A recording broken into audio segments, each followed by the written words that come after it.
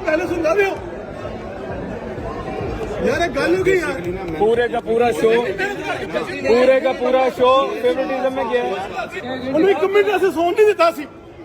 हो भजन तुझे इतना जोर ना क्यों बोल रहे हो? क्यों भाई जोर सर जी, फिजिक का देखना सर, क्या आप है? फिजिक का तो देखना, आपके पास फिजिक का कोई जज है सर?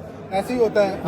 आपको लाख रुपया दिया सर, लाख नहीं चाहिए। मुंह बंद करने के लिए दिया ना। खैर मेरी बात सुने, हर क्लास में बेईमानी हुई ना, हर क्लास में लाख रुपए तो महीने अंडे खाएंगे ना सेशन में चले जाएंगे ना सर।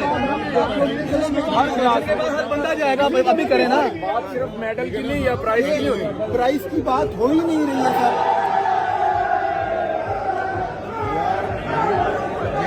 ਇਹਦਾ ਮਤਲਬ ਇਹ ਮੁਕਾਬਲੇ ਨਾਲ ਖੇਲਣਾ ਹੀ ਹੈ। ਤੁਸੀਂ ਆਪਣੇ ਘਰ ਦੇ ਬੰਦੇ ਕਰਨੇ ਨੇ। ਕਿੱਡਾ ਵੱਡਾ ਵਾਟਰ ਬੋਲ ਹੈ ਯਾਰ, ਅੰਨੇ ਨੂੰ ਵੀ ਨਜ਼ਰ ਆਉਂਦਾ ਕਿੰਨਾ ਵਾਟਰ ਉਹਦੇ ਵਿੱਚ। ਤੁਸੀਂ ਫੇਰ ਉਹਨੂੰ ਸਿਧਾਤਾ ਵੇ, ਕਮਾਲ ਹੋ ਗਈ ਯਾਰ। चढ़ने ना दे उसको, बुलाए ही ना।